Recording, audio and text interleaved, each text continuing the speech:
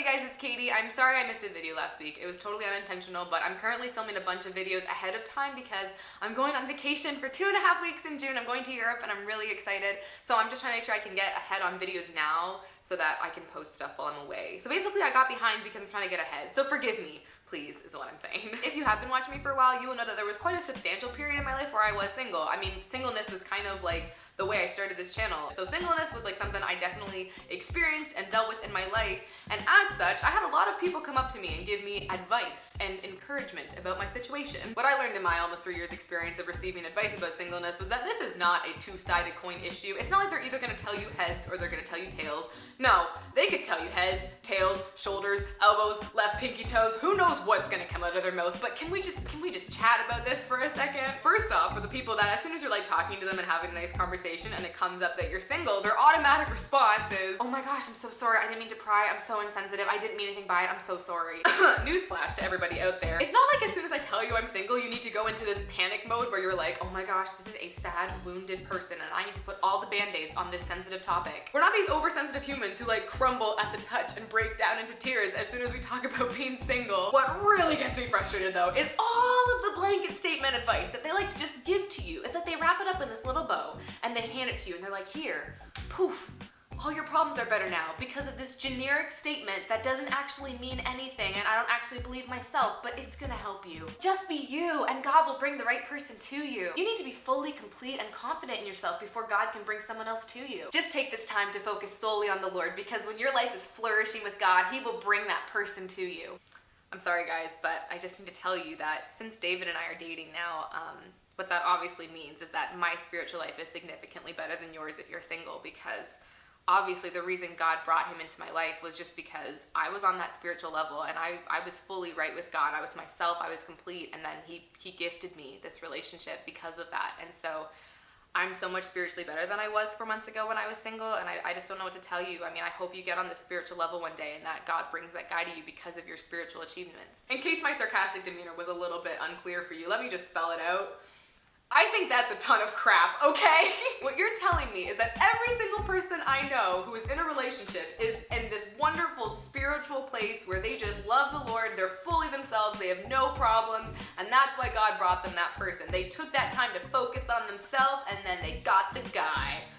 I mean, if you can genuinely do that and think about everybody you know who's in a relationship and be like, yeah, all of them, totally awesome, totally walking with the Lord, like, I doubt you can. Like, that doesn't make any sense. It's so not true. 100%. You do need to chase after the Lord, and you do need someone who's gonna keep up with you and who you can serve the Lord together. But it's not like you need to unlock this spiritual level and then that's where everybody is, where they get like married and dating and stuff. Like,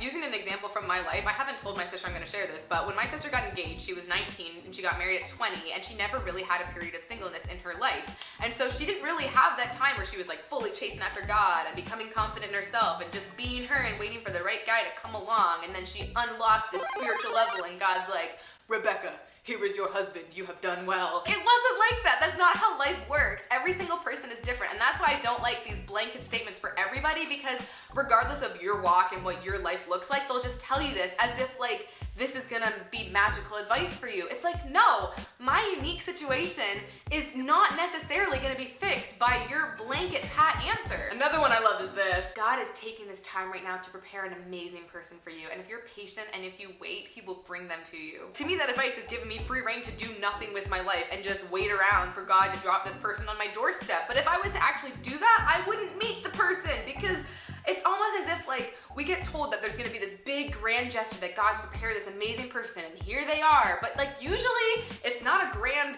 big thing with trumpets and bells and sirens being like, this is the one. Usually it's something subtle and it's just like a friend of a friend or someone you meet at a conference or like at church or something. You need to go out and meet people, and yet with advice like this, it's almost like we're discouraged from that. Like, I'm sorry, no, I'm not gonna spend my entire life in my room reading my Bible and waiting for God to drop a guy on my front doorstep. Like, yeah, that would help my spiritual walk maybe, but like, I need to still get out and do stuff. So if you just tell me that if I do nothing, God will bring them to me because I'm patient, that's not true. Oh, and another thing, it's almost like as soon as you say that you're sad being single, like, oh, I wish I was in a relationship, everyone's like, oh, like gasp, what if you're called to singleness? Don't you know you need to be happy being called to singleness? You need to be content. Be content being single. It's like, okay, I get it. Like, I'm supposed to be happy with my life, and it's all about the Lord's timing, and that's fine.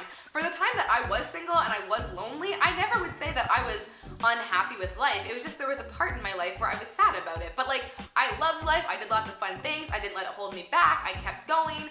The thing is, as soon as everybody got mad at me because I wasn't content being single, it was like I felt shamed. The desire to get married and to have a relationship is not a bad thing. Proverbs, Corinthians, the entire Bible basically tells us that marriage is a wonderful thing. And yet, as a single person, if I was to say that, they automatically would be like, no, you're your own woman. You don't need some man to complete you. I was never saying that in the first place. I was just saying that I was sad being single. If you have a friend that's also single and they're thriving and they're loving it and they don't even want a relationship right now, but that's not how you feel and you are kind of sad and you do desire that, that's not a bad thing. It's not like one of you is right and one of you is wrong. Also though, can everybody stop trying to pretend that they know what we're going through? Like, okay, if you got married at like 20 and you popped out 3 kids by the time you're like 28 and you're talking to someone who's single and like 25 and they're like, oh, I'm just so sad being single, don't start the conversation with, oh, I totally understand and I know how you're feeling. Like, no, you don't.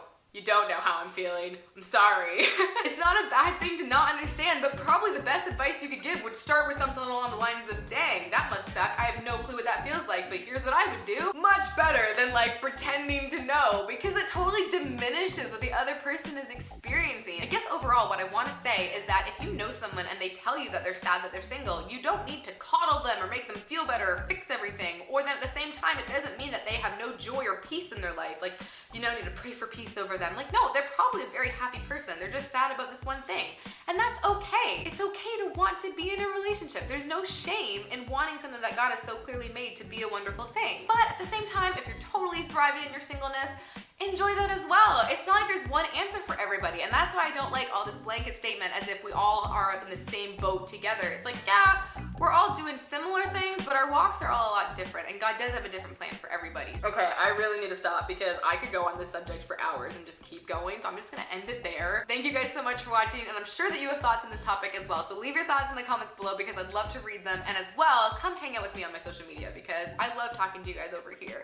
So, until the next time I see you, have a great life, don't be stupid, or make bad decisions. Bye!